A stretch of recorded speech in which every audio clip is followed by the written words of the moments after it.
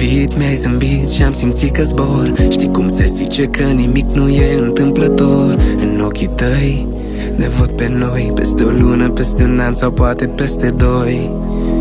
Am uitat de trecut, am uitat de ploi, de lacrimi și suspine împrăștiat în mii de voi. Am suferit, nu eram noi, am apus singur, dar am răsărit în doi.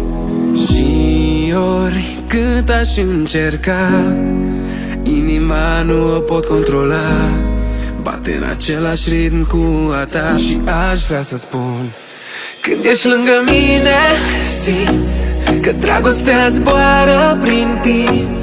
Tu mi-ai dat curaj să visez iar, când tot ce aveam era dulce amar.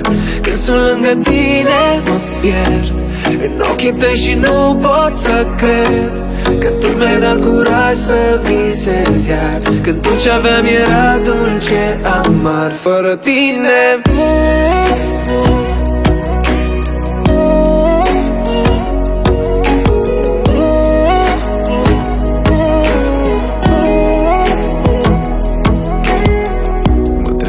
doar cu gândul la pielea ta, parfumul tău discret lăsat în dar pe perna mea. Încă te simt, mă trec fior, filmul nostru mut începe să prindă culori. Și dacă ar fi să pierd tot pe noi aș paria, și dacă brusc peste noi cortina ar cădea, ca un actor singur rătăcit pe scena ta, mi-aș spune textul și m-aș înclina.